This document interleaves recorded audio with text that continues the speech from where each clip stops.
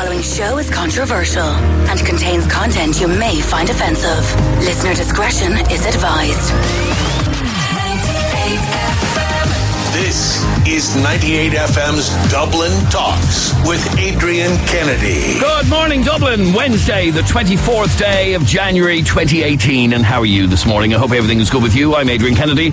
And between now and midday today, this is 98 FM's Dublin Talks. As always, we've lots of stuff to get through on the programme, including a little bit later on. This is an ongoing debate that is being had and is regularly had, and it's all to do with whether or not children should have mobile phones, particularly smartphones.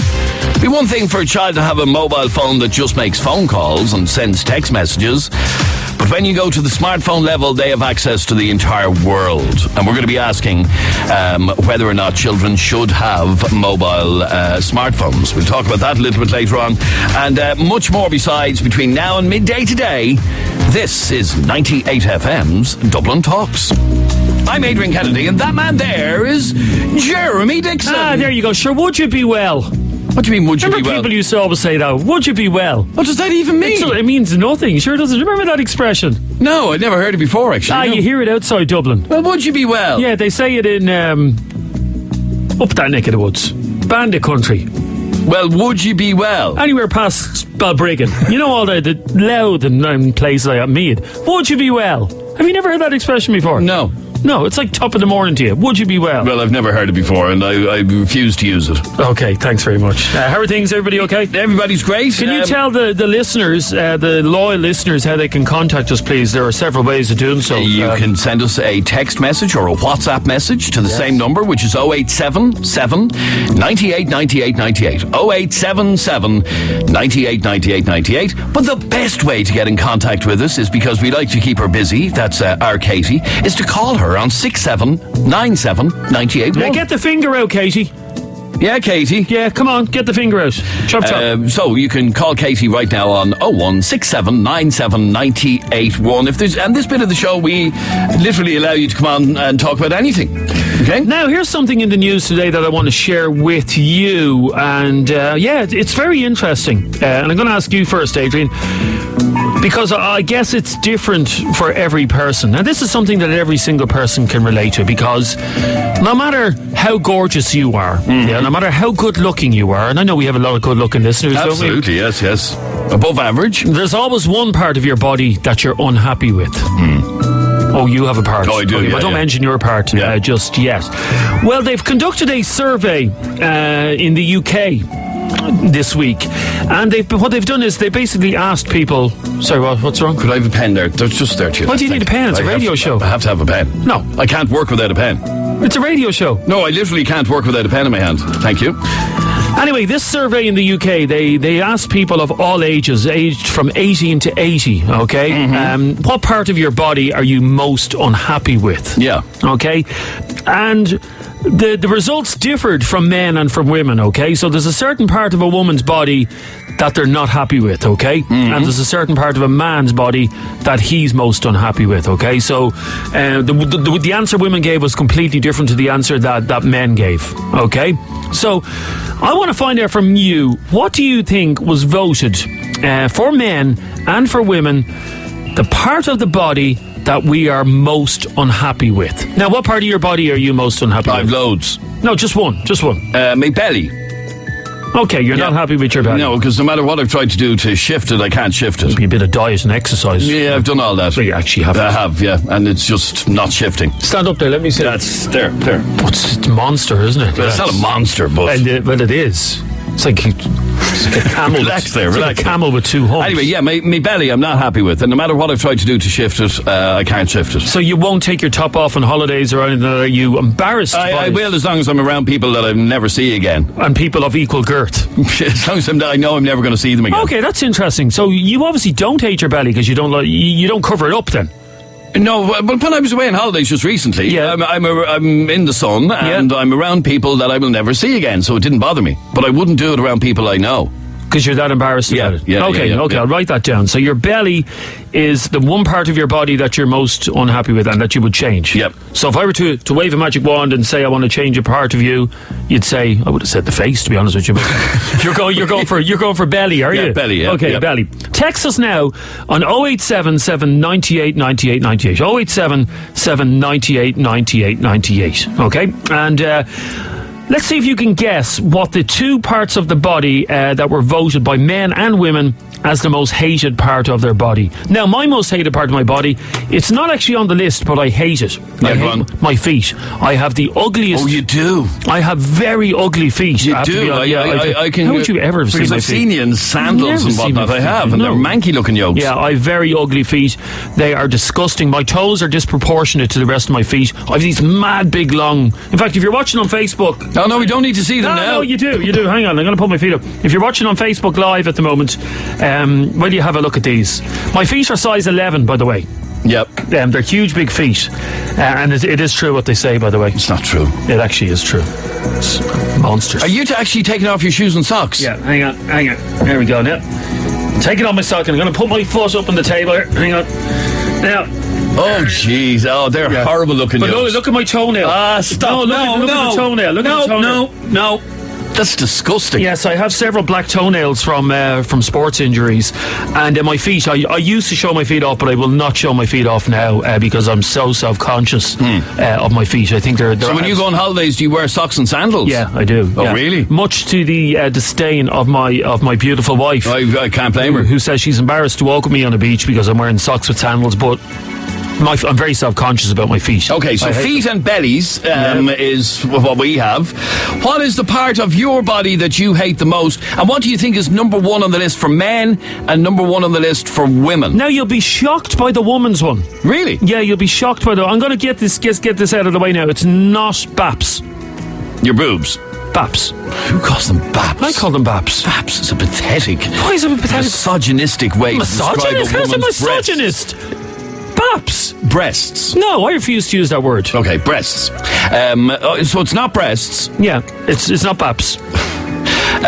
Right, so what is it? If you think you know what's number one on the list, text or WhatsApp us right now on 0877 98 98 98. What's number one on the list of things that men most dislike about their bodies and things that women most dislike about their bodies? The thing that women voted the most hated part of their body, yeah? Yeah. I'll give you a clue. It's probably a bit hard to change. Oh. Yeah. It's probably... If you have this particular, if you don't like this part of your body, I would imagine I've never heard of someone getting surgery on this part of their body. Interesting. Yeah. Okay, text or WhatsApp us right now on 0877 98 98 98. What part of your body do you least like? Now, Kevin has been on to us. Maybe we can chat to Kevin. Kevin says he hates his red hair. I get that a lot from friends of mine who have red hair. They hate the fact that they have red hair. Why do ginger people not embrace their gingerness? I don't know. Why do they turn their back on their gingerness? Because they get a bit of slagging, I suppose. But why? Why do they get slagging? Yeah. I don't know why they get slagging. I've never seen nothing wrong with ginger hair. I couldn't name one attractive ginger person. Famous, I mean. Ed Sheeran? No? No.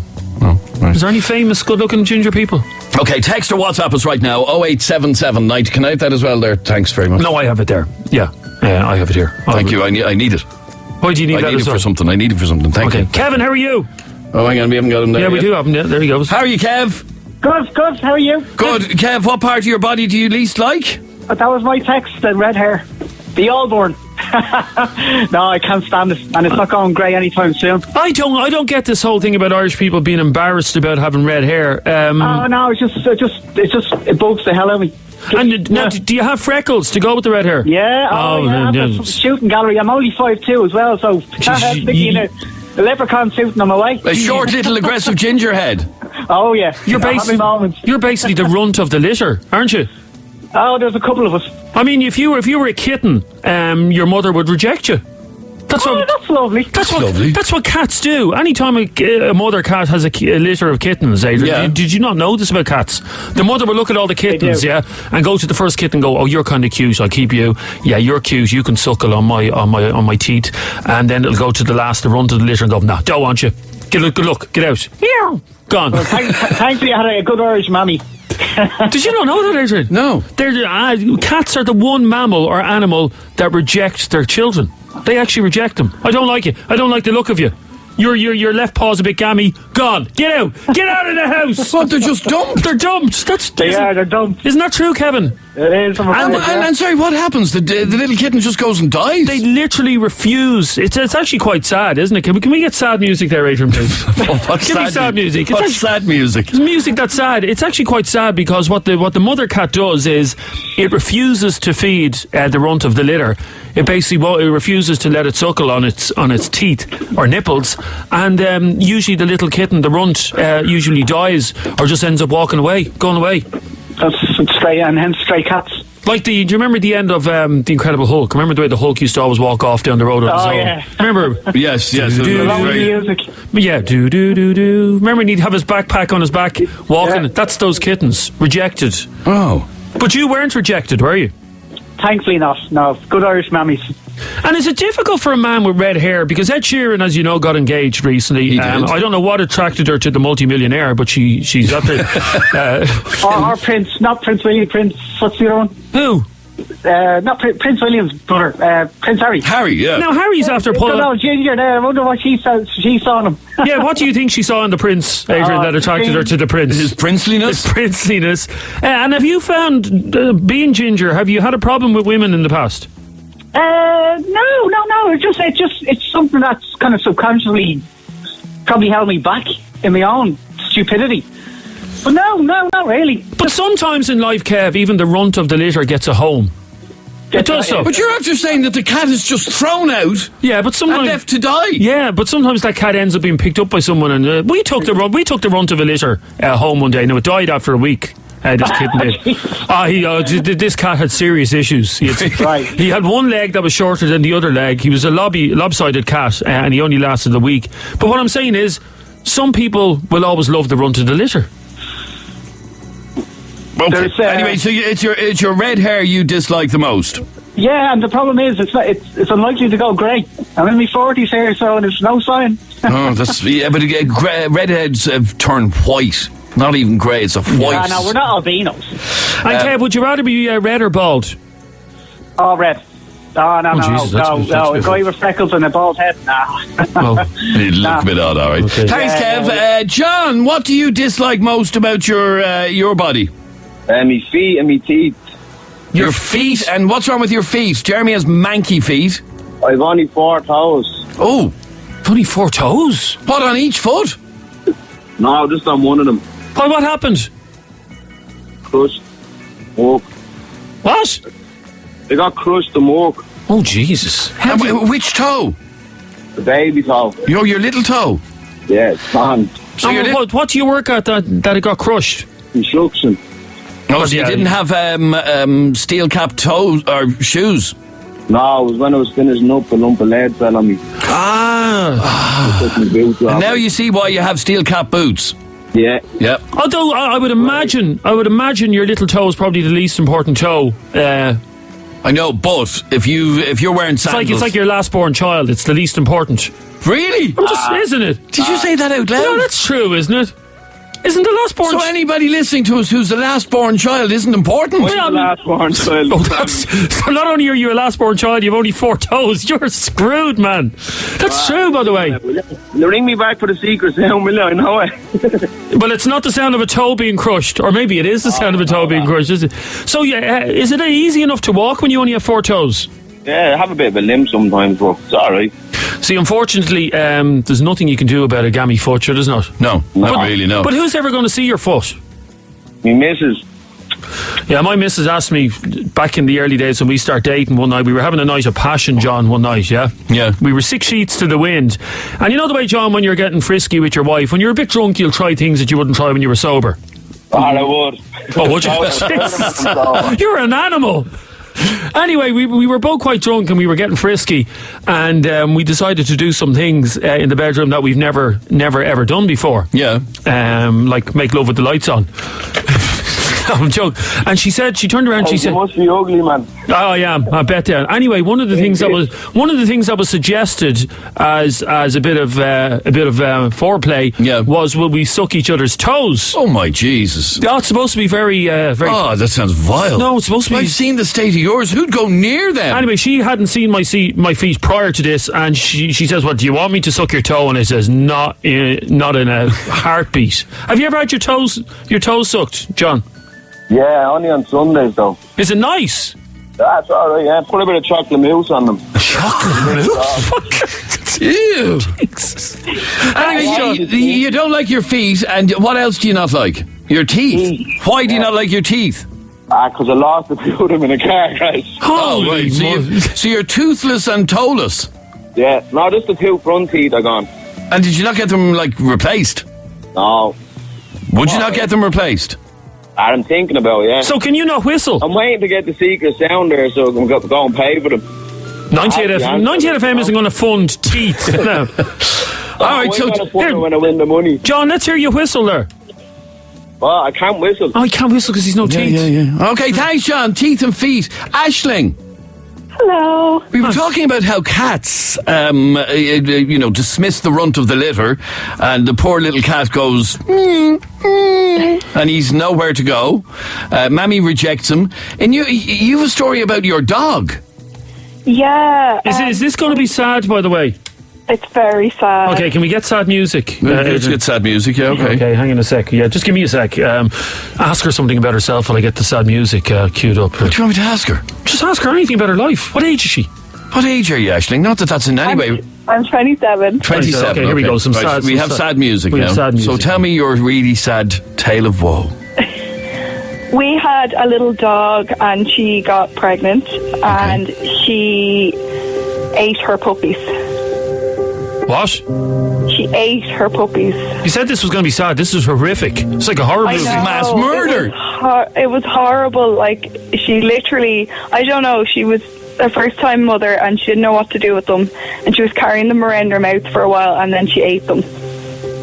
No, God, I've never... Yeah, sorry, how many pups did she give birth to?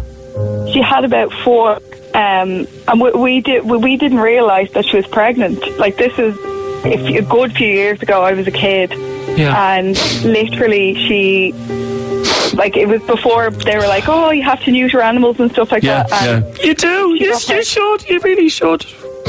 It's so sad, but so hang on. So she gave birth. So I'm traumatised here. I know you're laughing about it, Adrian. I'm not laughing. No, it's traumatic. Yeah, this sad music is making me very sad. She gave birth to 4 pups, and then she ate them all for her dinner. She ate them. Yeah. Ew.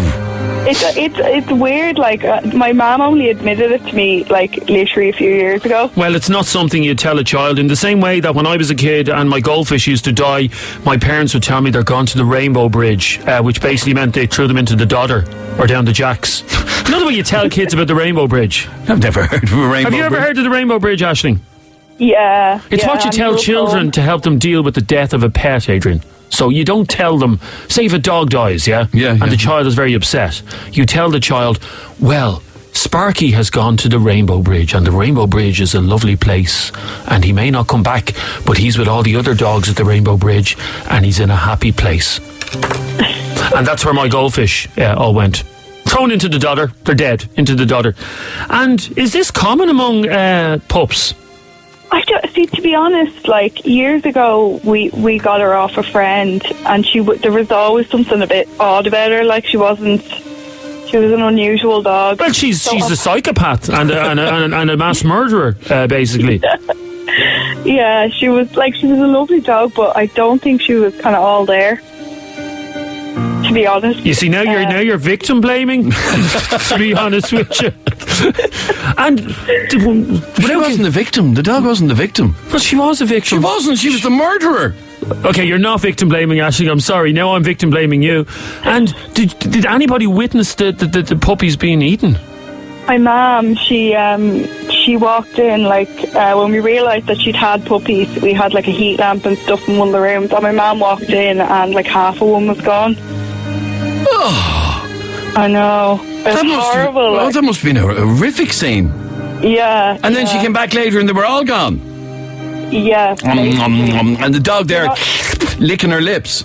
You're not supposed to interfere with them when they have the babies. They kind of look after them themselves. But we were very young and we hadn't much experience with dogs. I have to be honest, this music is actually bringing me to tears. I've even sadder music, Adrian. You want to hear even sadder music? Yeah. I wonder if anybody will know what this is from. This is really, really sad music. Aisling, I'm very sorry that this happened to you. Thank you. Oh, listen to this sad music. Anytime I hear this music, I wonder if anybody will know what this music. Do you know what this music is from, Aisling? I cry every time I hear this music. Now, what is it? The puppy at its babies. Or the dog at its babies. Gail, you know why this happens, do you? Yes. I believe that they eat their puppies when there's something wrong with them. So if they are deformed in any way, or they have some kind of a medical problem, obviously they can't check if they have a medical problem. Are you talking about the dog or the puppies now having No, the puppies. Oh, okay, so if the puppies are born with any sort of deformity or any sort of issue, Mammy will just eat them. Yeah. Ew. Yeah. And is it always the mammy that does it, not the daddy? Well, the daddy's not usually in the picture, are they? No, the daddy just fecks off. Yeah. A typical man. Typical man. Doesn't pay any money towards the upkeep of the puppies. When you think about it, the whole dog and cat thing, it's a very cruel thing, isn't it?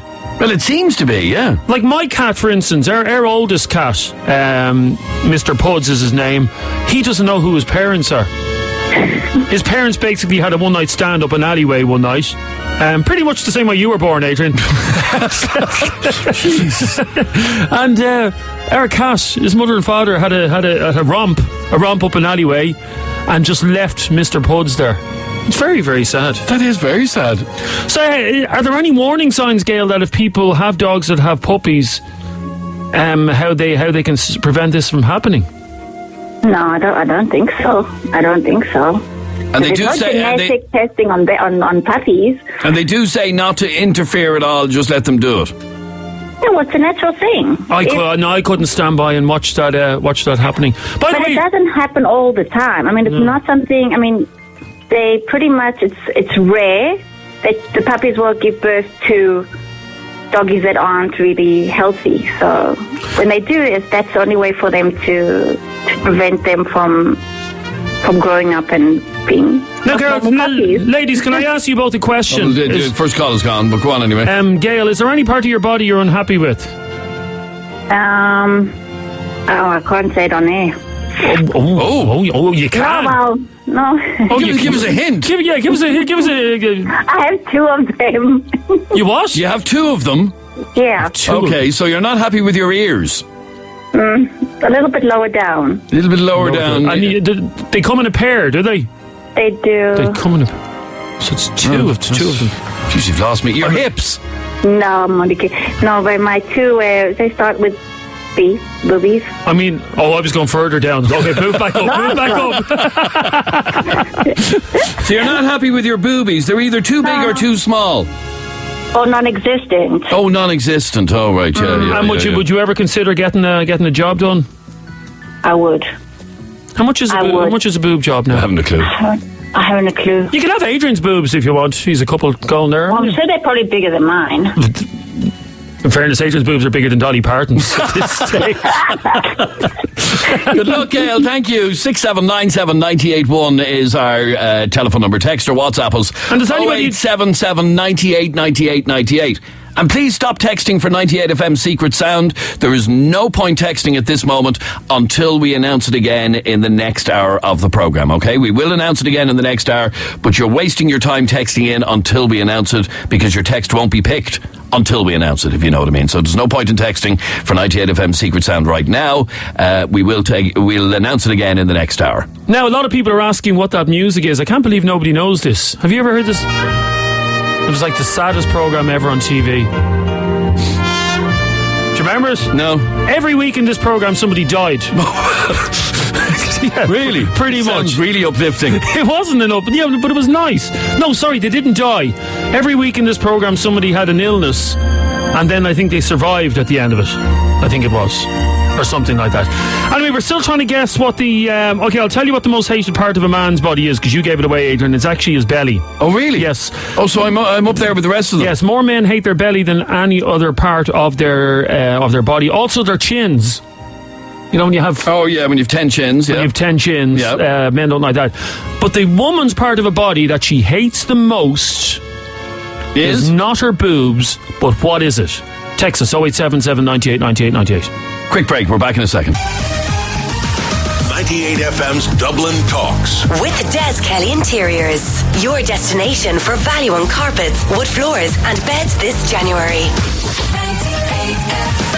Morning, Dublin. It is Wednesday morning. This is 98 FM's Dublin Talks. Once again, if I can ask you not to text in for 98 FM's Secret Sound until we announce it again in the next hour, you're wasting your time, our time, and everybody's time, because texting in now will not get you chosen any quicker. You will only be chosen to take part in the game when we announce it, and that won't be for another hour at least, okay? So don't text in for 98 FM's Secret Sound now until we announce it again sometime in the next hour.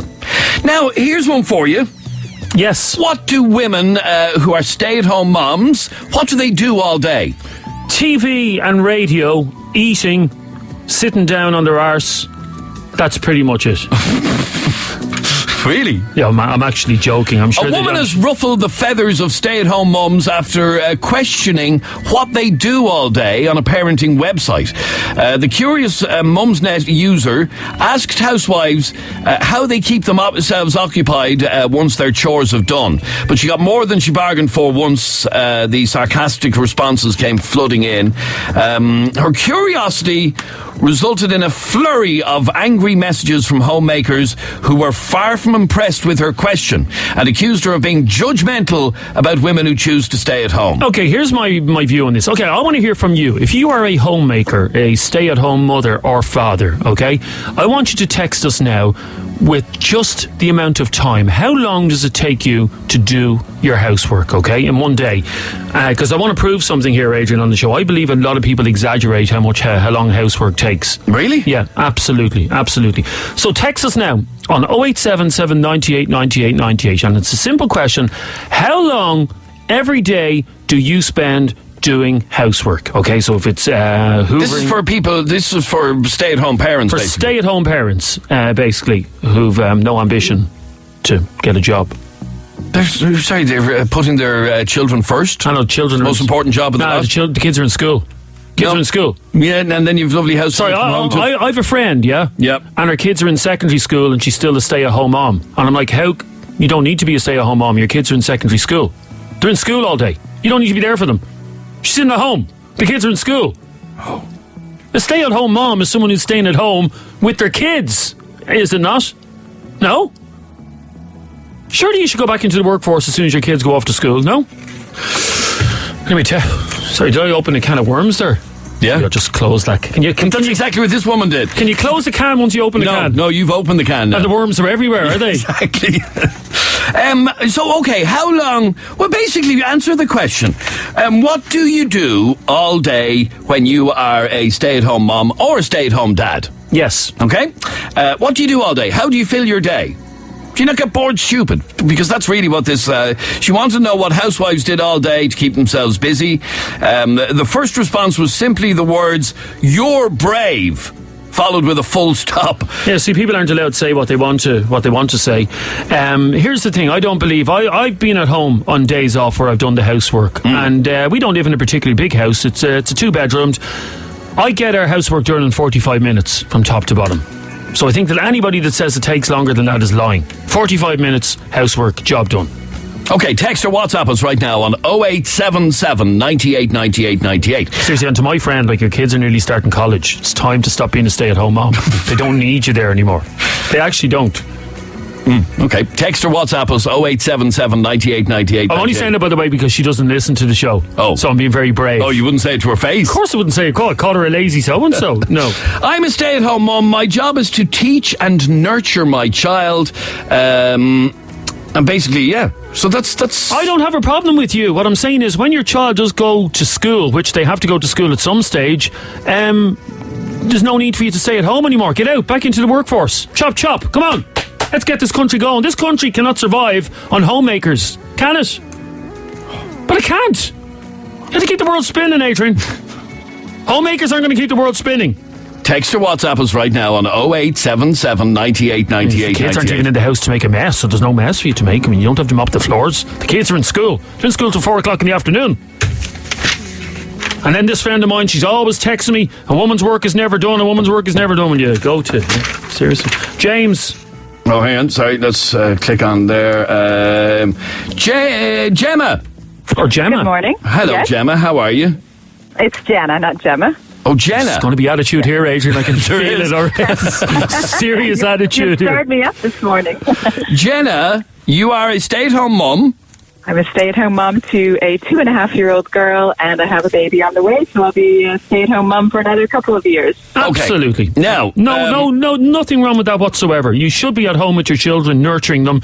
You're already after saying they're lazy kids. No, I didn't know. But what I'm saying is, Jenna... No, but you did. And I'm sure you would agree, Jenna, when those children get to school-going age, it's time for you to hop back into the workforce. Get back on the horse. I probably will when they're in school, unless I decide to homeschool them, which is also a consideration. Yeah, see, I don't like the word probably, because that means you won't. Well, unless I homeschool. But if they go to school, absolutely I'll work, and then I'll pick them up for school and do their homework and take them out to play and enjoy every moment until they go to bed. See, homeschooling is this new age hippie sort of thing that a lot of hipsters like to do. They're like, I teach my children at home. Send them to school. Let them interact with other kids. I'm not a hipster, but I know that I could do one-to-one education, as many in my family have, even better than a public school. Oh, I bet you eat avocados for lunch, do you? No. Sounds like the type, does it? So, Jenna, how long, or what do you do for your whole day, basically? My day is we get up in the morning at about 7:30, have a healthy breakfast, a chat over coffee, we read books, and then we leave the house at 10 o'clock to do outdoor play for 2 hours, where we go out on our scooters or bicycles or the park or the zoo or whatever. We have lunch, and then we go to the grocery store to get dinner bits, and by the time we're home from all of that racing around, it's about 1:30 or 2 o'clock, and then my daughter will read and do puzzles while I spend an hour to an hour and a half doing housework, and then we do colouring and painting and chatting away until dinner. So the housework is... God, I'm exhausted just listening to you. Yeah, but none of that I'm exhausted too. Yeah, but none of that is let's be honest here, Jenna, and I think you're doing a great job. You're nurturing your children, which is the most important job in the world. However, nothing that you've mentioned there seems like hardship to me. That's fun and games. Oh, it's not hardship. Yeah, there you go. Yeah, but Adrian's going on like your Mother Teresa there. No, I just think she's brilliant. She's doing colouring and scooters. It's not hardship. In fact, I don't want it to be hardship staying home with my beautiful child. She's only young once. I want to teach her, love her, nurture her, and give her the best start possible. No, fair play. Now, when you're homeschooling your children, final question, will your children call you Miss or Teacher, or will they call you Ma? What will they call you? I'll always be Mummy. Mummy. Mummy. Okay. Stay there for a second. Lydia, you are constantly working. I never stop. Oh, here we go. cleaning. Here we go. Never stop, and I swear to God, right, Yeah. the place is never any cleaner. So figure that out. Well, you're obviously just... I get more cleaning done in the 10 minutes before somebody arrives to visit my house than I'll get done all week. Women that say they spend literally their whole day cleaning and their house is like a showroom, it's just crap. Absolute crap. And I have 2 toddlers. Okay, so it's not, your day is a non-stop day. It's non-stop. But, I mean, it's non-stop. That's what happens when you have kids. You suck it up. You get on with it. So did you say suck it up? You suck it up and get on with it. You have your kids. You rear your kids. You clean your house. We only music there. What do you say to Jeremy, who said that people like yourself, Lydia, have no ambition, you're lazy, good for nothing? I didn't say that. Oh, you did. My ambition at the minute, Jeremy, is to survive the day. It's to rear my kids to the point where I can kick them out the door to school, and then I'll get a life back to myself. All I'm saying is, ambition. do you agree with my friend, who I hope to Jesus is not listening to this show, or I'll be a dead man, but do you agree my friend is calling herself a stay-at-home mum and her kids are nearly in college? Like, isn't that ridiculous? That's pathetic. Absolutely pathetic. There you go, she agrees with me, Adrian. Get up off your lazy arse and go and get a job. Yeah, you weren't expecting that, Kennedy, were you? No, not really. No. One last call. Orla, how do you keep yourself busy all day? I come home from school, do the housework for about 1 hour, and then do gardens and all, and then that's it, bored for the rest of the day, and I play Candy Crush. Yeah, you weren't expecting that either, were you, Adrian? By the way, who still plays Candy Crush in 2018? It's still a great game. Is it still a thing in 2018? It's still a great game, yeah. Really? Yeah, it is. I thought it was gone. Right. So would you agree with the presumption by a lot of people that them saying that the housework is never done is kind of an exaggeration, that you can get your housework done in 45 to 60 minutes? Of course you can. Absolutely. And that's coming from... Now, when people complain about this, they'll only complain about me. But what you're saying is, as a woman, you agree. Yeah. Yeah. All right, Orla, thanks very much indeed, and thank you all of you for your calls. One final text. Yeah, go on. Here we go. I wouldn't justify that dick with a reply. Sounds like something my wife says, actually. I've just switched on to listen to a segment about something else, and I'm switching straight off again. He sounds like a wannabe shock jock. What an idiot. Oh. That's you, Adrian. That's directed at you. Well, it wasn't. Yeah, it was. All I'm saying to that texter is back to the workforce as soon as they're in school. Keep the country running. Country won't run on This is fumes. 98 FM's Dublin Talks. We're back in a second. 98 FM's Dublin Talks. With Des Kelly Interiors. Big on value for carpets, wood floors and beds this January. 98 FM. Good morning, Dublin. It's Wednesday morning. I'm Adrian Kennedy, and this is 98 FM's Dublin Talks. We've been contacted by one of our listeners with a shocking story about how a condition that she has had to live with since she was 14 has led to her getting all sorts of bizarre abuse on social media, and we'll explain that in a couple of minutes. Her name is Orla, and since she was 14 years old, she has suffered from endometriosis. And we're going to find out a little bit more about this condition and how it has affected her life and the sort of grief that she gets from people on social media. Orla joins me on the programme. Orla, welcome to 98 FM. Hi. Orla, take me back to the start of your story. You're what age now? 25. You're 25, okay. So take me back to when you were 14. Yeah, I remember I was in school and I started to get like really severe pain. Like absolutely no reason for it, and I just remember I was doubled in two and I just started crying. It was that bad. So I was actually brought in straight into Temple Street, and I went in and, you know, waiting around as you do, and they were like, okay, obviously you've no fever or anything, let's see what's going on. They kind of, a doctor assessed me, didn't ask me really anything. I remember they just asked me, like, was I stressed about anything at the moment? And I remember thinking, like, no, like, why are they asking me this? And then they kind of pulled my parents aside and said, you know, we think that there might be, you know, something kind of psychological going on here. Like maybe, you know, you need to have a chat with her. Didn't do a scan, didn't do anything, didn't run any tests. And that was kind of my first experience with being like sick and in pain. And only for my mom kind of insisted that I'm never sick and, you know, kind of wanted me to get answers. And they did a scan and they found out that I had cysts on my ovaries. So, for a long time, doctors put this chronic pain that you were suffering down to stress, down to period pain, down to all sorts of different things, except what it actually was. Yeah, exactly. I was told it was IBS. I was told that I needed to, you know, do yoga and try everything else aside from getting tests done, because it was probably more than likely in my head, and that I couldn't be experiencing this pain. And I don't just have pain with my periods, I have pain all like throughout different times of the month. Mm-hmm. So they didn't draw the connection, or they didn't really ever ask. And I remember I went into A&E when I was 18, and I was just in so much pain, and I didn't want to go back to the hospital because I didn't want to be told, you know, it was in my head. And I was just sent away with paracetamol, and I remember coming home and just falling on the ground crying because I was thinking, like, if this was in my head, why couldn't I make it stop? why couldn't I just, get on with it and be okay if I wasn't like making it up? So what was the final point that your mum eventually said, no, we have to find out what's going on here? Yeah, so I had a surgery another time through A&E, and they told me they did a surgery and said, no, look, you're fine, it's not your appendix, you're absolutely grand. And my mum kind of just put her foot down and said, like, look, I live with her, I know she's not a drama queen, she doesn't, there's nothing else wrong, something's not right with her, I want to be referred to a gynecologist.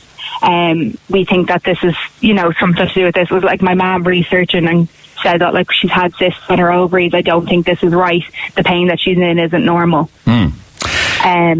But it took another 3 years. I was only diagnosed when I was 23. Okay, so only a couple of years ago you were diagnosed with endometriosis. Tell me exactly what that is.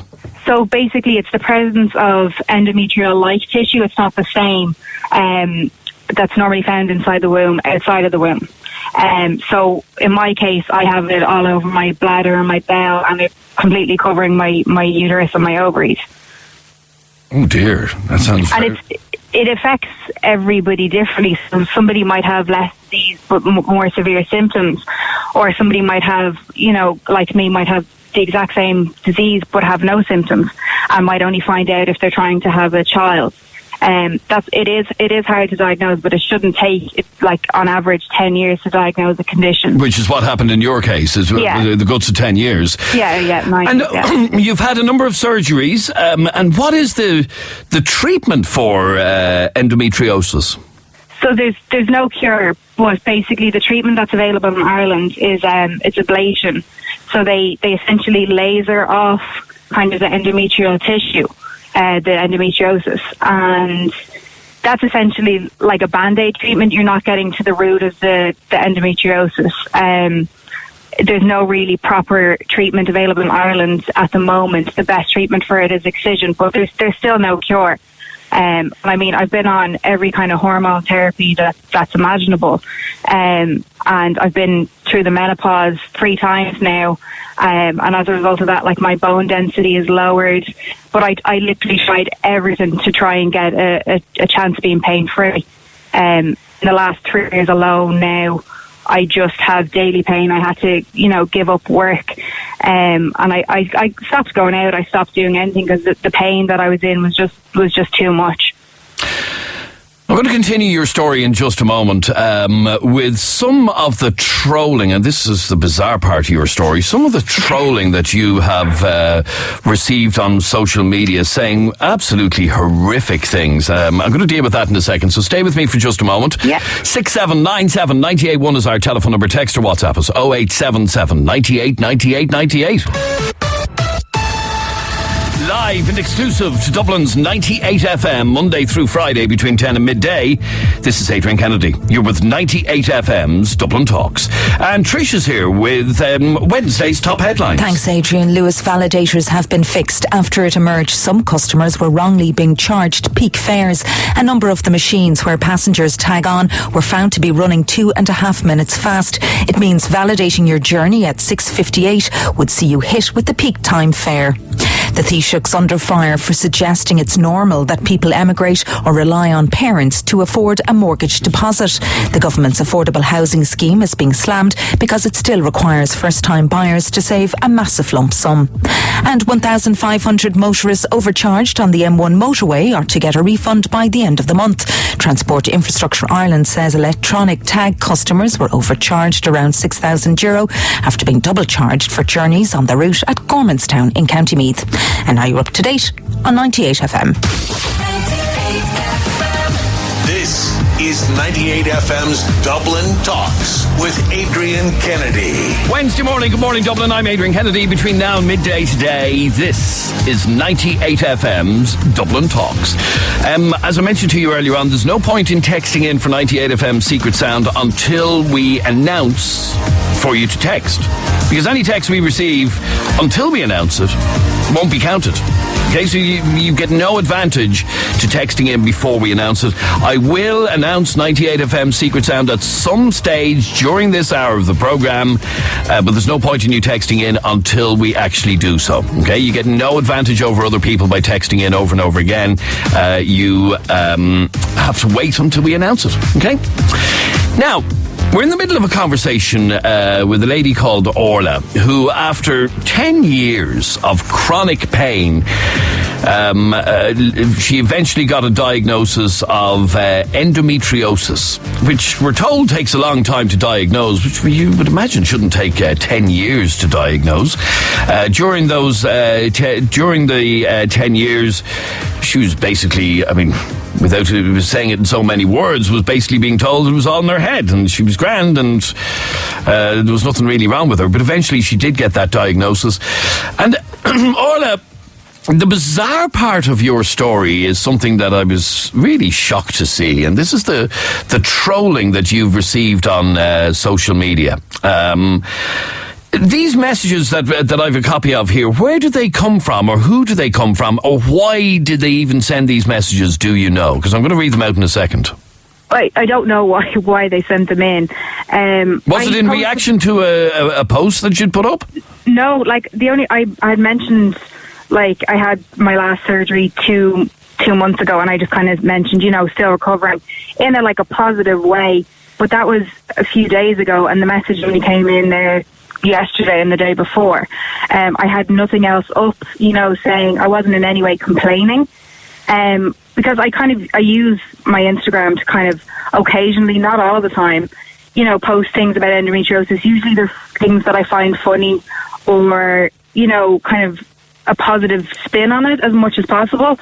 I very rarely think that I complain.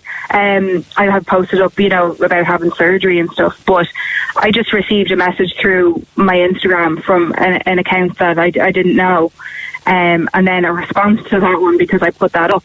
Because, I think that is kind of the reaction that some people have when you talk about anything to do with periods. Half the population get it, just take a painkiller. And it's things that even people I know might have said to me in the past before they kind of really, truly, well, not in as bad a way, kind of understood what it was. So I just think we have a long, long way to go when it comes to kind of understanding endometriosis. Well, let me read a few of these messages which you've sent on to us. Sorry, you're not special because you get your period. Half the population get it and don't complain. Cop the F on and stop looking for attention. Was one message. Another one, and these are all from the same person, are they? No, two different people. Two different people, right, okay. Yeah. Take painkillers and get on with it. No need to be harping on, you drama queen. Said another one, and this is the most disgusting one. Hope you get cancer and die. Then you'd have something to complain about. And I saw, my God almighty, what is wrong with some people? And you've no idea who these people are or even what they're trying to achieve by messaging you. No, I've no clue. I blocked and reported them, as soon as possible from looking at their account. One of them looked like it was just kind of a standard troll account. There wasn't like a profile picture or anything, but I don't know what people get from messaging in that. And if I had got those messages a few years ago, if I had have been even, brave enough to talk about kind of things like this, I would have probably shut me up. I wouldn't have talked about it. Wow. Okay, so you now have that diagnosis. You've gone through a number of surgeries.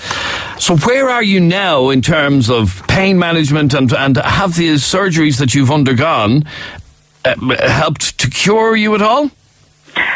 No. If anything, kind of as I've gotten older, the pain's gotten worse. I'm in pain like every day now. I don't have kind of any relief. I'm on prescription painkillers, which I don't like taking, but sometimes I have to take them to just, have a shower and to get dressed.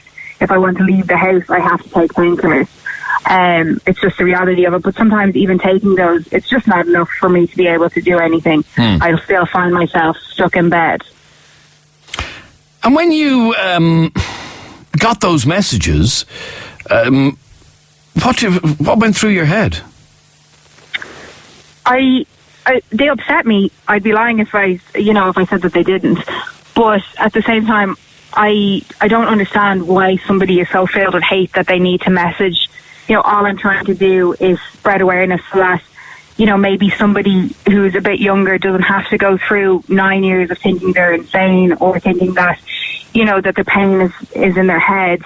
That's the only reason why I talk about having endometriosis, because it's, especially with chronic pain, it's very isolating. You can just feel like you're the only one going through it. And until I kind of started talking about it, I realised, there is a lot of women online, or kind of even that I knew but didn't know were going through it as well. And being able to talk to them is a huge support. And I like to think that I'm able to support them through that. But I mean, like I said, it would have probably shut me up a few years ago. I would have just been, too upset and not want to talk about it anymore. Okay, we've been contacted just in the last few minutes by a lot of people who are experiencing exactly what you've experienced. This message says, my partner has suffered from endometriosis for years. It's a horrible illness. Can you ask that girl if she's ever been tested for fibromyalgia? My partner had no relief for years until she was diagnosed with that. Only now seeing some improvement in pain levels thanks to treatment for fibromyalgia. Just a thought, hope she finds some relief, says that message. Yeah, no, I mean, it was one of the kind of conditions that was brought up a few years ago, and it's been brought up by my doctor again since, but I think the issue is that my endometriosis is located on so many surrounding organs, and they're fused together, so that's why I, find that a lot of things are quite difficult. And it is something that has been mentioned to me again, though. It's like with chronic pain, fibromyalgia is obviously hard to diagnose as well. Now, Elizabeth, you're actually a friend of Orla's. I am. And what did you want to say, Elizabeth? It's just the people that text in. There's no point in texting her. Like, all she's doing is spreading good to other people. Like, she's loads of groups that talk to people from America, from England, that just go through the same thing and help each other through it. And then you get these trolls, keyboard warriors that think they're great behind their computer at home, when all she's trying to do is just chat to normal people and let normal people know they're not alone. Yeah. My sister has endometriosis, and she no conditions like Orla had, and only when she was trying to get pregnant they diagnosed her with endometriosis. So I've seen both ends of the scales. I've been out with Orla in the car, we'd make plans, she'd be fine. 5 minutes later, she's really, really sick. You'd have to nearly carry her back into her house. It's something that's just so hard to live a normal life. And then you get idiots like this saying it's just period pain, get over it. Yeah. It's so much worse than period pain. Like, she's crippled. There's no moving. She could be on the floor and you physically can't move her, or she'd be sick. She could be sick for hours from having to get up and have a shower and try to get out of the house. How can she hold a normal job? And she does. She does it time after time. She gets up and goes to work in the most crippling pain because she wants to live a normal life. And she's trying to help all the other people that have it, that are in her chat groups, and follow her Facebook page, Operation Orla, and she's on Instagram with different posts and different surgeries that she's done, and she's only trying to help other people through the same problem. Here's another message on the same thread. I suffered with this all my life. I'm 55 now and had another ablation recently. Yeah. I feel so sorry for her. She has a long road ahead. God, that doesn't sound too good. And like we said, the treatment that you've had and the surgeries that you've had haven't really made it any better. No, kind of excision is gold standard for it, and it's just not really available in Ireland. But no, there's any treatment I've had at the moment, all I'm kind of trying to do is manage with pain relief and a hot water bottle. And is there a solution? I mean, I've heard one solution is possibly bringing on the menopause. So I've done that 3 times. And it works for some women. Some women find relief of symptoms. It doesn't actually cure you, but you might find a relief in pain. But for me, it didn't, and it just brought on a whole range of side effects then that were just horrible. But like I said, I'd literally try anything to try and have a relief from the pain. So you'll hear things like, doctors told me when I was 18 to just have a baby. Doctors have told me that recently, have a baby. And that works for some women. It's a very small percentage of women that it works for. But it's not a solution. You can't tell 18-year-old girls to go have a baby in the hope of having pain release. If I had a child now and I was still in this much pain, I wouldn't be any kind of mother to that child. And same with having a hysterectomy. I mean, there are times where I was considering it just to have, a bit of pain relief, and only for finding kind of the Endometriosis Association of Ireland and their Facebook page that I realised, that's not a cure. There's women who have had that and are still in so much pain because it doesn't help. I do want to say that anybody who is listening, if you can email into info@endo.ie, and the girls will add you into a Facebook group, just if you are looking for, any kind of support or answers. Well, like I said, I'm actually, because it's a condition I kind of had heard of but didn't know much about. Yeah. info@endo.ie. Yeah. Here's another message I've just gotten in, and it says, before I was diagnosed, I spent, 7 hours in A&E with my belly button bleeding. I've a rare case of endo that's growing on my umbilical. I wasn't even given a piece of tissue to clean up the blood. The triage nurse said, you obviously just cut yourself, even though I was she couldn't see any cut.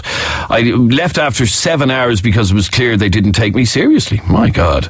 Yeah. And another one says, I started to get really bad pains from an early age, and I was in and out of doctors and hospitals with tests and was told they are only because you're a worrier, and you were told more or less the same thing. Yeah. Get on with it. 32 years later, I went to a gynecologist in the Beacon Hospital, and she told me I've endometriosis. I cried when she told me. I was so happy to realise that it wasn't in my head after all these years. I'm now on the pill the last year, and thankfully the pain is gone. Yeah. And again, an awful lot of people saying the same sort of thing. Orla is amazing. I'm 42 and have had symptoms since I was 14. I was finally diagnosed last year. I was told by my gynecologist to be relieved that it wasn't cancer I had. I'm currently out of work as my pain is just too tight to be able to function in a workplace. I'm now a stay-at-home mammy. It's tough some days, but at least I don't have the pain management to deal with. Just a demanding but gorgeous 4-year-old. And I've another call here on line 1. Lorraine, you're on 98 FM. Hi, Lorraine. Hi, Adrian. How are you? Lorraine, you've been through the mill with this as well. Oh, I have. God. To cut a long story short, I was diagnosed a good few years ago. I had my son, and I have 4 children, but after I had my last son, things kind of went downhill then big time for me.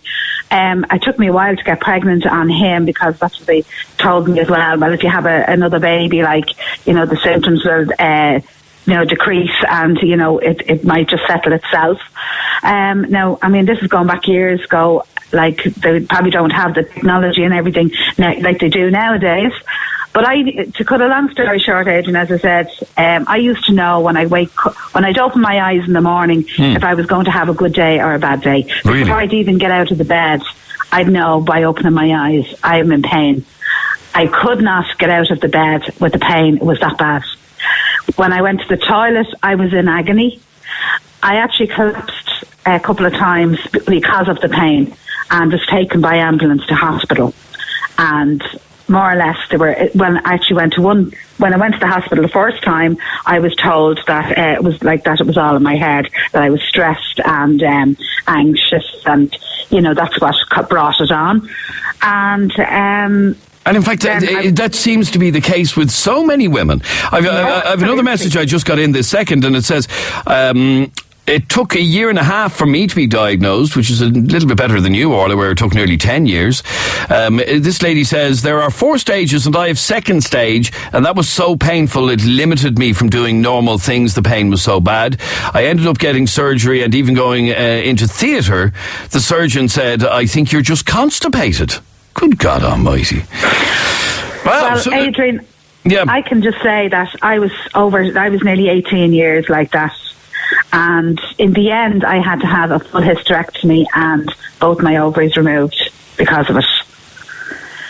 And I have to say, it was the best decision that I had to make at the time, because, I went through the menopause very early, but it was actually a fantastic. I know that girl's very young, and I applaud her, but, people just, unless they've actually experienced the pain, it's like somebody is actually cutting you with an electric cutter. The pain is just unreal, and it's there all the time. It's a beating, hard pain that just does not go away.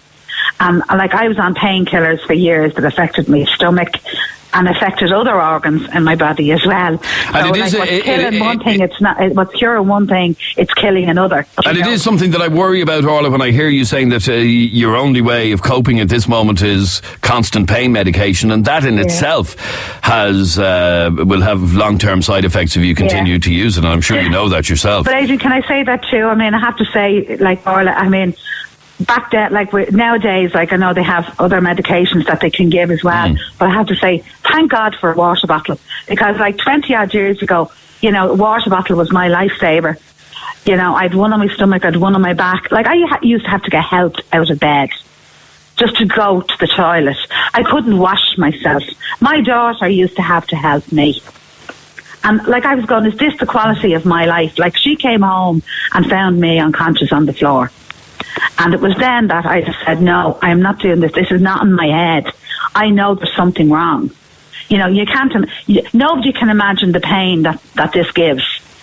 And it affected my bowel, it was affecting my bladder, it affected everything.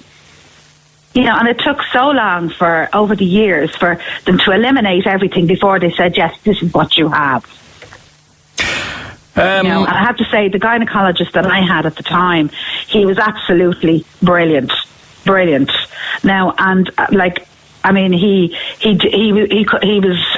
still a gynecologist now, but he was brilliant, and he was very thoughtful and very caring, and his whole team, they were so good, and they were saying this will cure it, and you might have mild symptoms afterwards, but they will eventually go away because we've taken away where the damage is, But I had my children, I had my family. I was happy to let them do a hysterectomy. I know it's a big operation and it's hard to get over, but the pain that I had afterwards was only, it was a healing pain. It wasn't anything like what I experienced.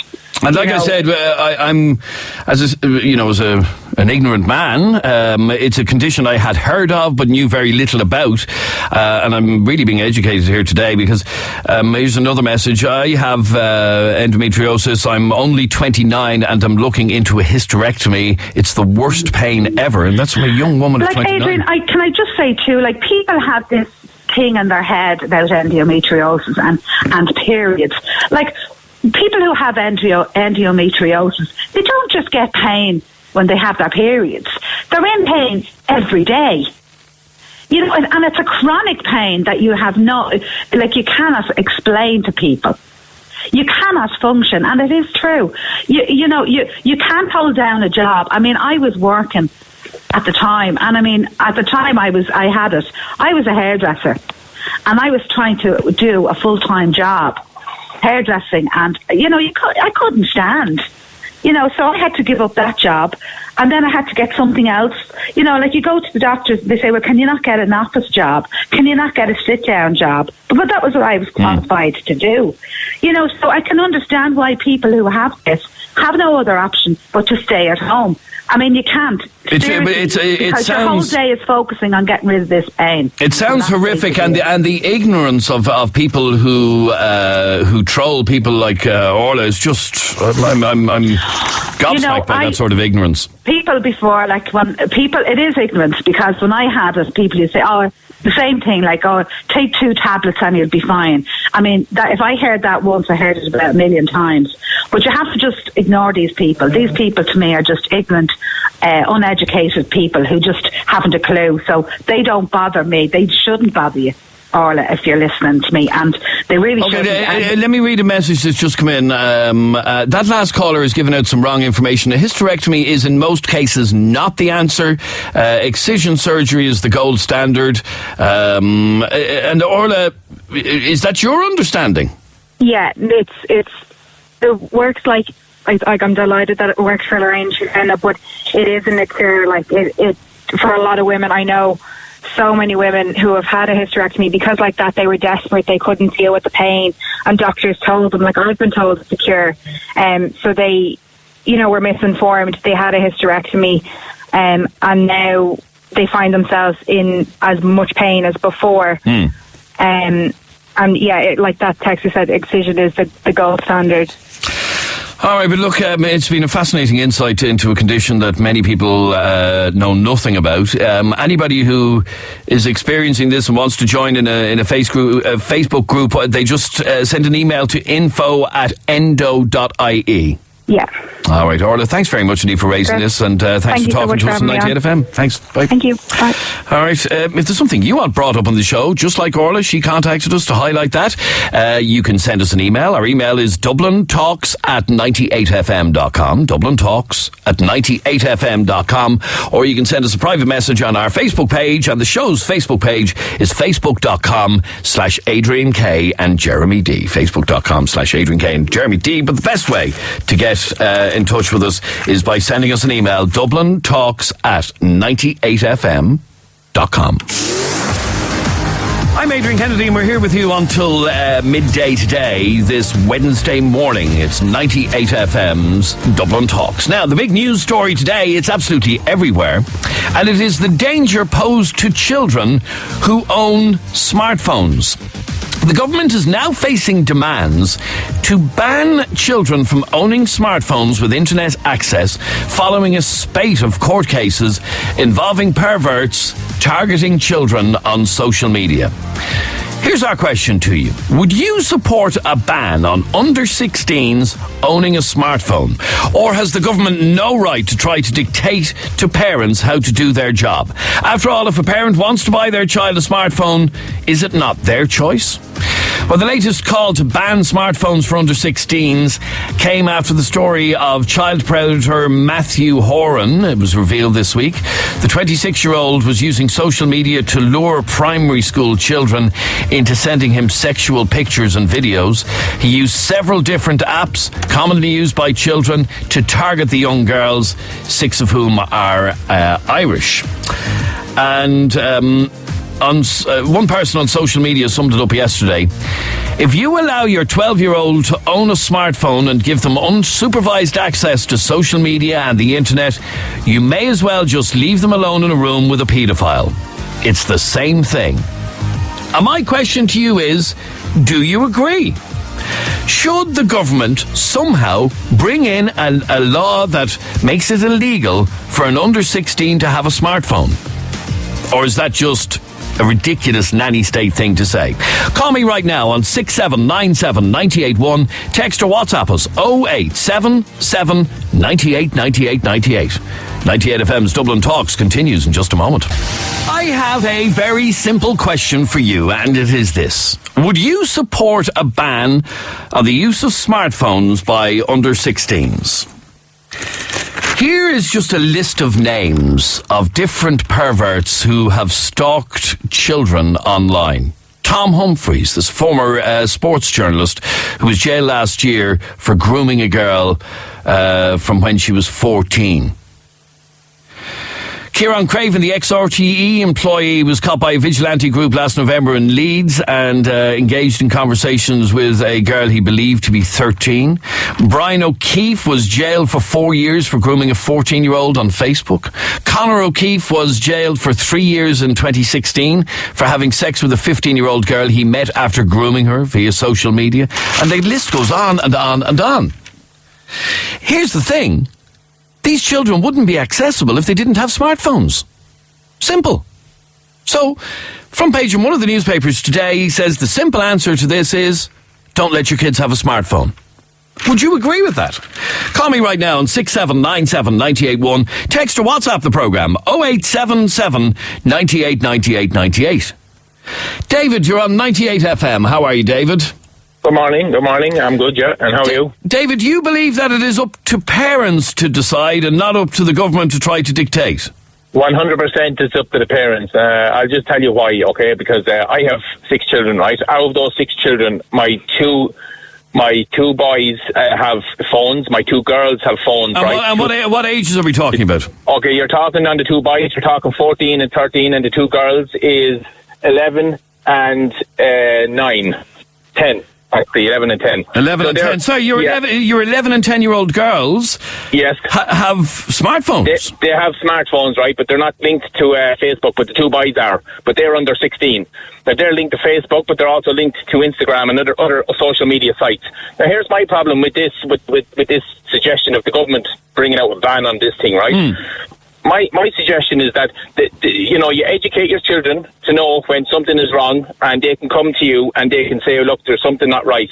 Now, when you look at Facebook is really only meant for close family and friends.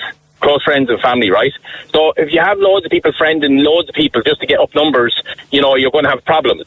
But that's what Facebook and social media sites are really about. It's just for family and close friends.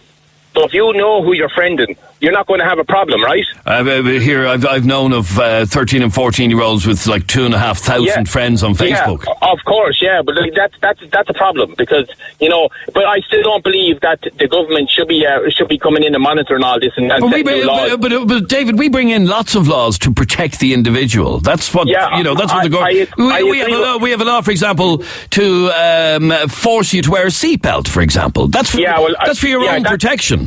That's an acceptable law, right? But you have to let the parents, bring in their own rule of law with their own children on a lot of things. You can't. But clearly, David. Clearly, when I read of and just those names I listed out, it's just the tip of the iceberg for the amount of people, predominantly men, who have groomed young children online via social media and whatever.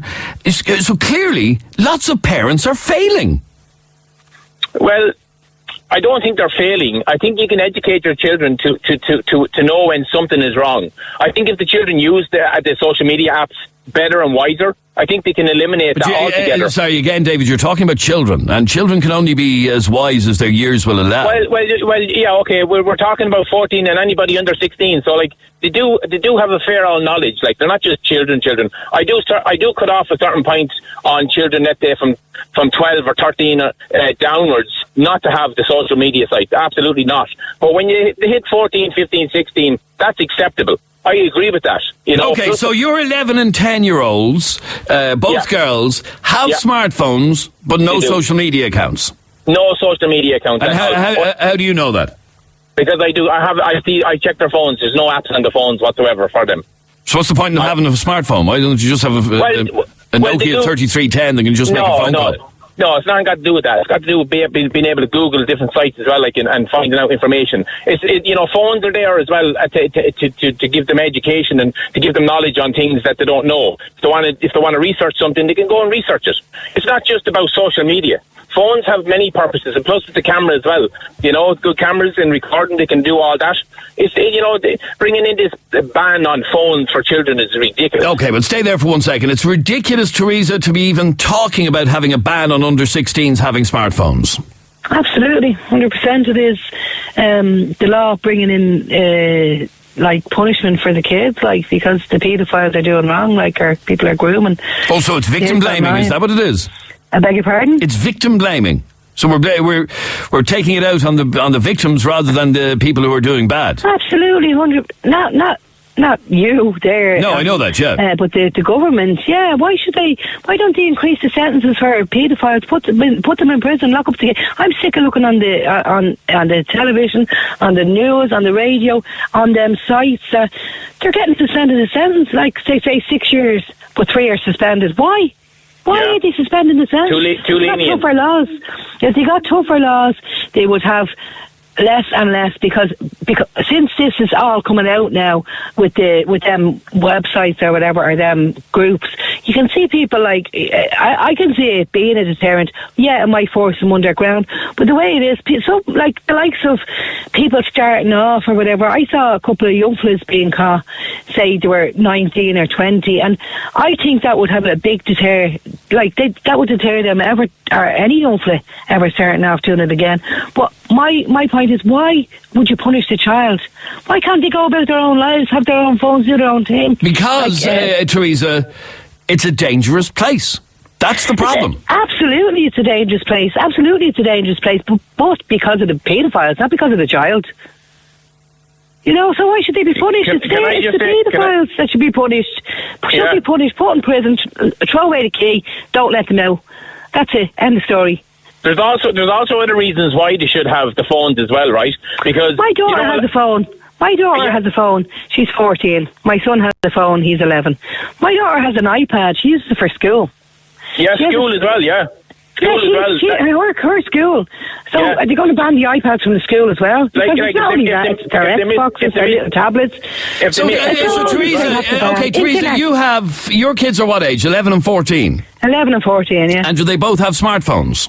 They both have smartphones, yeah. Okay. Now, in fairness, yeah, go on. My 11-year-old wouldn't look at it like at all. You know, very, very seldom. He'd probably, if I was there, you know, because he's not really into it. But he is on his Xbox. He is on his Xbox, and he's entitled to be on the internet, even though it's a dangerous place. The road is a dangerous place. By the way, Xbox Live is actually another way that these deviants are targeting people. Yeah, any access through the internet at all. So it's just like that. The road is a dangerous place, but you still have to let your child go out and explore it. You know, why should they be restricted? Why? There's no reason for it at all, except for that there's these paedophiles and they're getting away with it. I'd be flabbergasted at the amount of times I've seen such lenient. No, and I have to be honest, I agree with you 100% on the lenient sentences, and I do think that is a problem. And in fact, as I was reading the stories, like one guy got 2.5 years, another guy was sentenced to 4, another guy to 4. I mean, 4 years isn't much of a deterrent, is it? Well, and then they go into prison. This is the gas thing. Then they go into prison, and there's illegal mobile phones. Yep, that's true. Do you know what I mean? So don't be blaming the potential victims. Let's hand down more severe sentences and let kids be kids and let them have smartphones. Kids. Okay, and it's not that. It's like this is the life today, whether we like it or not. We as adults like it or not. That the children are on the internet, and we're not going to change that. We're not going to change that. Nobody's okay, going stay to there for that. 1 second, because Sean, you believe the parents who buy their kids smartphones are idiots. I was 9 when I had my first phone, and it was just a block of a Nokia phone. Mm-hmm. And you know, it's a dangerous world out there. You know, all these few of my friends or friends' siblings were on Facebook like before they were 13. And it's so dangerous. And you say, you know, have a lenient sentence for people like paedophiles who target these people. Mm-hmm. But there's international brothels out there. People all over the world. So you can't really catch, you know, them. Or maybe I'm wrong, but, you know, these people are clever. They know what they're doing. And you know, it's hard to catch them. I find. Yeah. So you think it is irresponsible of parents to allow their kids have smartphones? Yeah, because you know, once a kid has a smartphone, I feel they're kind of let free to do what they want in most cases. Maybe maybe that opinion is controversial, but that's what I feel. Well, Teresa, what would you say to that? I agree with him, like that it is a dangerous place, and I see where he's coming from, but there's no way in this world that parents are being irresponsible. They are just parent, like, I don't feel like I'm being irresponsible. I'm doing the best I can for my kids, and I will protect them with my life. So, like, I mean, I'm certainly not irresponsible. I am aware of the dangers on a smartphone and what's out there, but well, first of all, when my child got her phone, my daughter and my son, I would have their passwords to all their so I can go up until she's 15 next week. So I stopped recently going into her social media and looking at whatever, you know. I think she needs just a little bit of privacy now or whatever. But I know she's 15 and, you know, but she's aware. She's been made aware. I talk to my kids regularly about this thing. I spoke to my 11-year-old son, like, and I said to him the other day, like, I talked to him, went into depth about it, and I said, look, you know, son, this is happening, and whether we like it or not, there is people out there that do this. Be aware, know that, you know, if somebody talks to you online, you don't speak to strangers, you don't, like, he talks with friends. Okay, let me give you an example. This has just been sent in to me this second, okay? Yeah. My 13-year-old brother sent me this over Christmas. He blocked the person. And here's the conversation. Hey there, hope I'm not intruding. I got your name from the friend search on this PS app. I was just bored and was looking for new people to talk to. How old are you? And that's how this conversation began. Now, this young fella had the cleverness to block that person. Absolutely, and so would my child. And that's great. And so would my child. And that's great, but a lot wouldn't. And that's how the grooming starts. Well, that's where you need, you speak to your child, but it doesn't mean they can't have a smartphone. Like, I mean, my child knows that. I've done my job. He knows 100%. He will block anybody that comes along. He's 11 and he knows this. 11. Okay, stay there for a second. Barry, you're on 98 FM. How are you, Barry? Yeah, how are you doing? Good, thanks, Barry. A lot of people saying it is not up to the government. Children should be able to have smartphones. The government shouldn't be bringing in any laws. It's down to the individual parent to decide. And I agree 100%. It's down to the parents to monitor this, because just me own. But sorry, Barry, I was about to say, an awful lot of parents are failing to monitor it properly. Otherwise, these perverts who are catching these kids and grooming them wouldn't have any hope. Well, then, if they're failing to do this, they're failing as parents in general.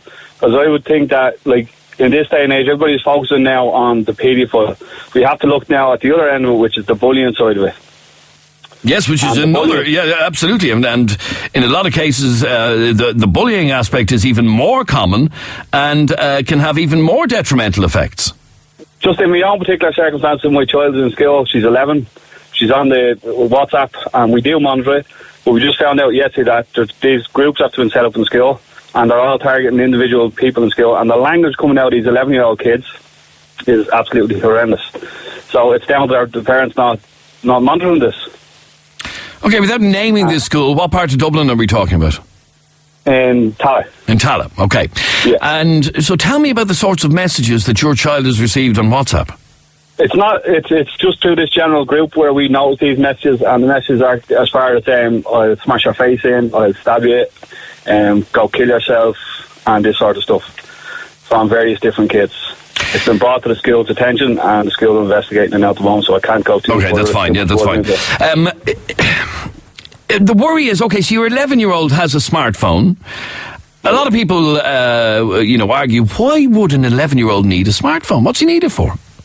It's not particular that she needs a smartphone.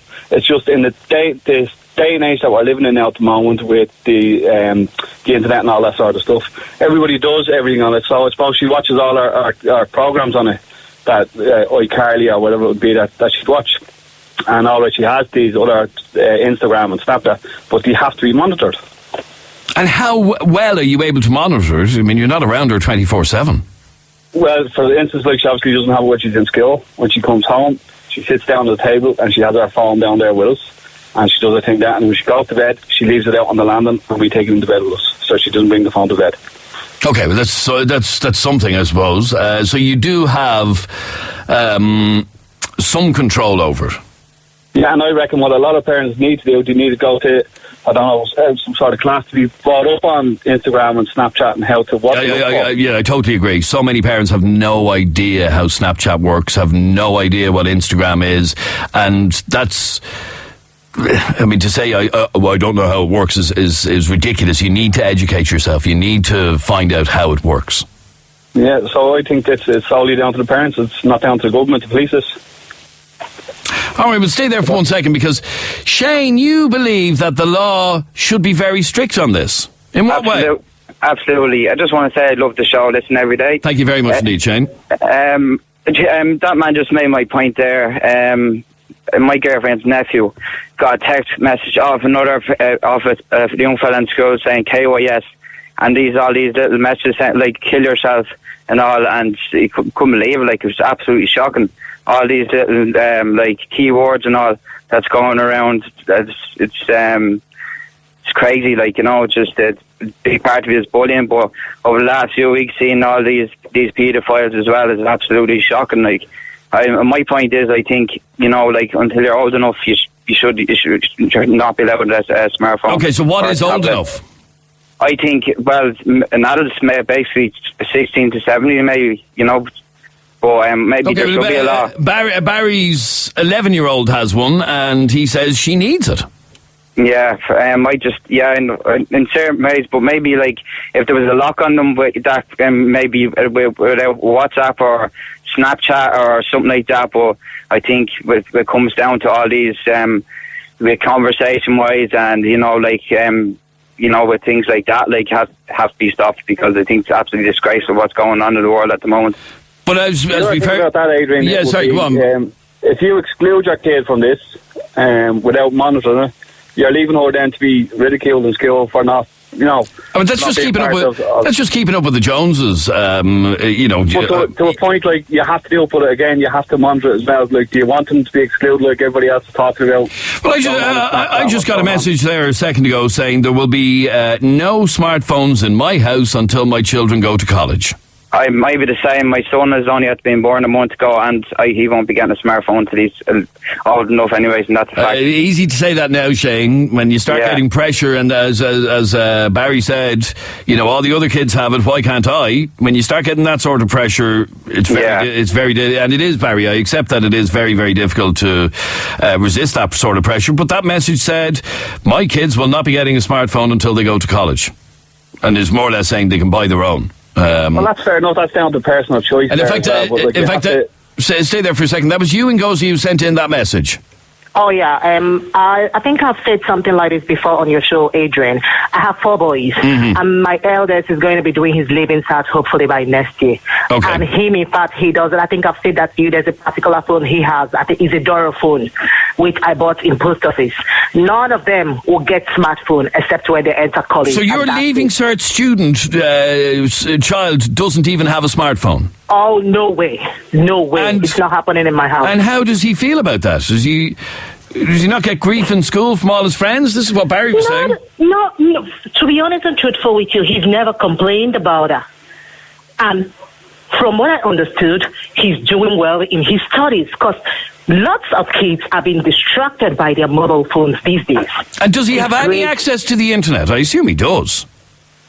Only in the house. We have the normal PC in the house whereby he uses it to do his schoolwork.